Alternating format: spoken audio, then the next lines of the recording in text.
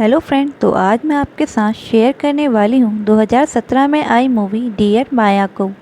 Movie की शुरुआत में हमें दो बेस्ट फ्रेंड्स को दिखाया जाता है, जिसमें एक का नाम ऐना है और दूसरी का नाम ईरा। ऐना जितनी शांत, ईरा उतनी ही ज़्यादा शैतान। दोनों 10th क्लास में शिमला के एक स्कूल में पढ़ाई करते हैं। ऐना के पड़ोस में एक घर है जहाँ माया नाम की एक औरत रहती है, लेकिन ऐना ने आज तक उस औरत को कभी भी नहीं देखा, क्योंकि कभी भी वो घर से बाहर नहीं निकलती थी और साथ में ही उसके घर में हमेशा अंधेरा रहता था और खिड़की दरवाजे हमेशा बंद रहते थे। इसलिए ऐना उसे कभी भी नहीं देख पाई थी, लेकिन हमेशा से ऐना उसको देखना चाहती थी और ये देखना चाहती थी कि वो 24 घंटे घर के अंदर अकेले कैसे रह सकती है। फिर एक दिन ऐना की माँ ने उन्हें बताया कि माया बहुत ही खूबसूरत थी।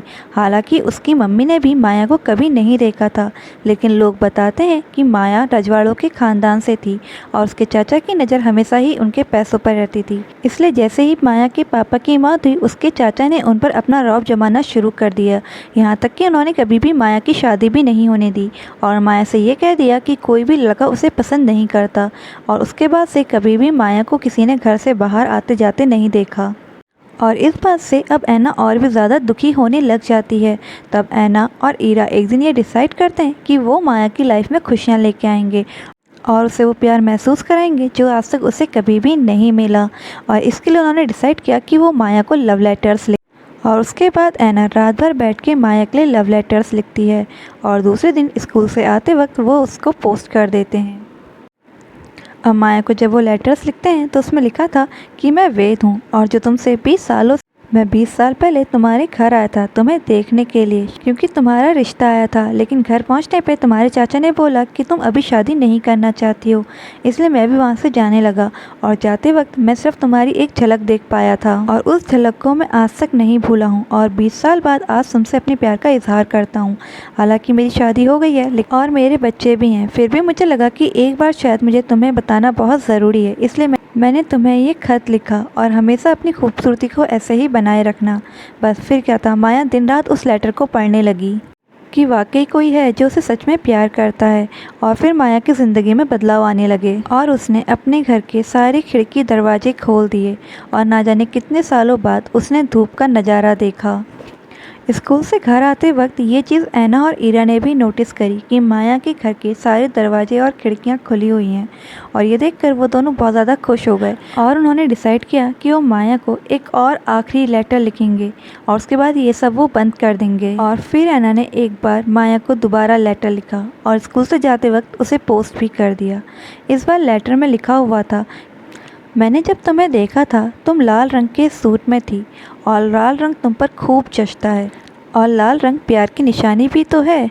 और फिर क्या था, माया ने लाल रंग के गुलाब अपने घर में सजा दिए। अब उसको भी लाल कलर पसंद आने लगा था और उसे भी वेद से प्यार हो गया था और इसी वजह से उसने अब घर से बाहर निकलना भी शुरू कर दिया था। और ये सारे चेंजेस ऐना अपनी खिड़की से देख सकती थी, क्योंकि माया का घर ऐना की खिड़की के सामने ही था। फिर उसके बाद ऐना और ईरा ने डिसाइड किया कि अब वो माया को कोई भी लेटर नहीं लिखेंगे, लेकिन लाइफ हमेशा हमारे अकॉर्डिंग चले, ऐसा कहाँ होता है। ऐना और ईरा के बगल में ही बॉयज़ स्कूल में एक लड़का पढ़ता था, रोहन, जो उन दोनों का अच्छा दोस्त था। लेकिन एक दिन रोहन ने ऐना को अकेला पाके ऐना को रेड रोज़ दे दिया, जिसका सीधा सा मतलब था कि वो ऐना को पसंद करता है। और ऐना ने भी ये बात फ़ोन पर ईरा को बता दी, पर ईरा इससे कुछ ज़्यादा खुश नहीं हुई, क्योंकि शायद वो रोहन को लाइक करती थी और रोहन ऐना को। फिर एक दिन अचानक ऐना को स्कूल में अपनी किसी फ्रेंड से पता चला कि माया अपना घर बार बेचकर अपने बॉयफ्रेंड वेद के साथ हमेशा के लिए दिल्ली रहने जा रही है। और ये सुनकर ऐना के पैरों तले ज़मीन खिसक गई और वो भागते हुए माया के घर पर पहुंची, जहां उसने देखा कि सारा सामान उसने घर के बाहर रखा है और ख़रीदार उसके सामान को ख़रीद रहे हैं। वो ये सब बेचकर आज ही दिल्ली के लिए निकल जाने वाले हैं। और उसके बाद वो माया के पास गई और बोलने लगी कि आप दिल्ली मत जाइए, पर माया के कारण पूछने पर वो कुछ भी ना बोल पाई। और फिर उसके बाद माया उसे घर के बाहर ले आई और काम में मदद करने के लिए बोला। और वो ऐना के सामने ही सामान को बेचने लगी और उसके बाद उसने अपने सारे पंछी रखे हुए उड़ा दिए, मानो वो उनको भी आज़ाद करना चाहती हो उस अंधेरे से जिसमें वो आज तक जी रही थी। और ये सब सिर्फ ऐना देख पा रही थी, उसके पास कहने के लिए कुछ भी नहीं था। बस वो मनी मन बार बार बोले जा रही थी कि प्लीज़ आप दिल्ली मत जाओ।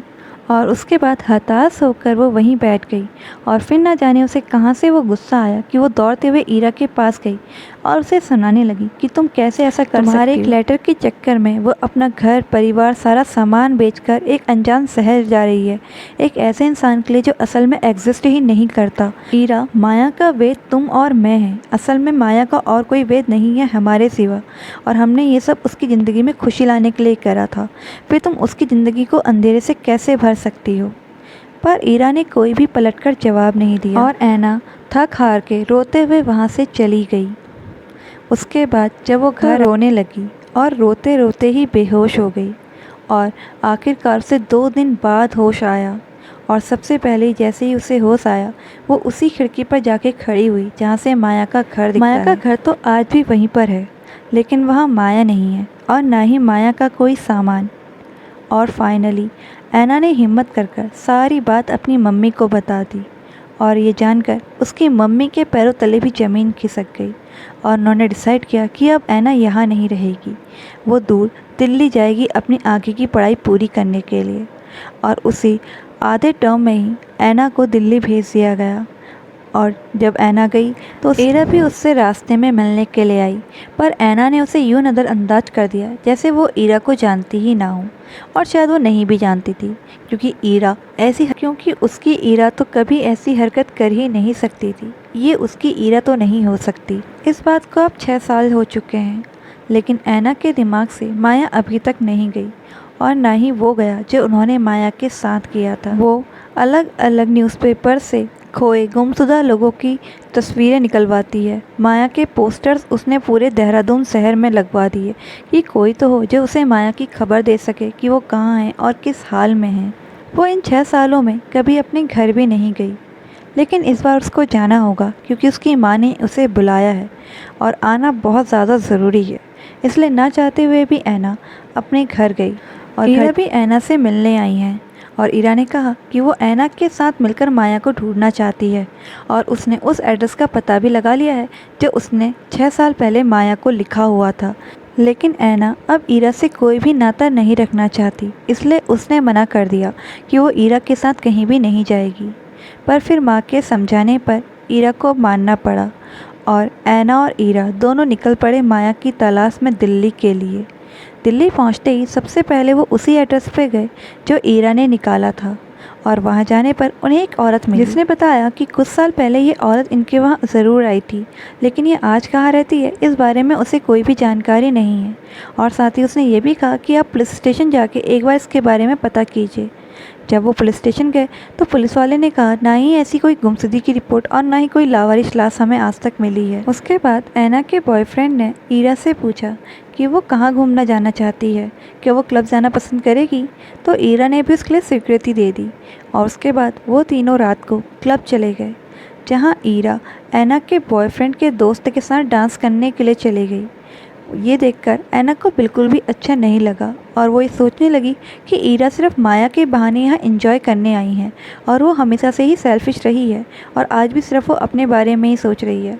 और ये सोचते हुए वो ऐना के पास गई और उसे गुस्से से डांटने लगी कि ना ही तुम्हें माया से उस समय कोई मतलब था ना आज है।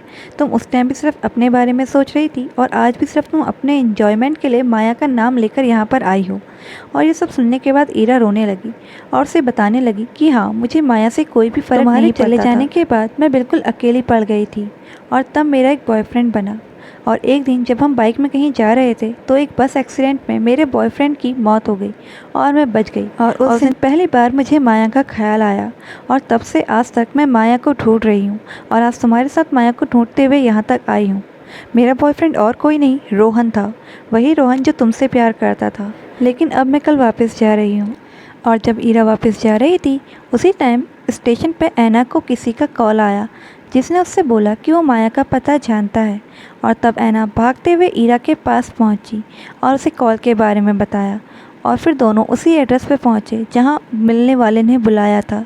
बहुत ढूंढने पर भी उन्हें माया कहीं भी नहीं दिखाई दी। तभी ईरा की नज़र झाड़ियों के पीछे किसी जाने पहचाने चेहरे पर पड़ी और उसने ऐना को बुलाया और दोनों उसे देखने लगे और देखने के बाद बहुत ज़्यादा खुश हो गए।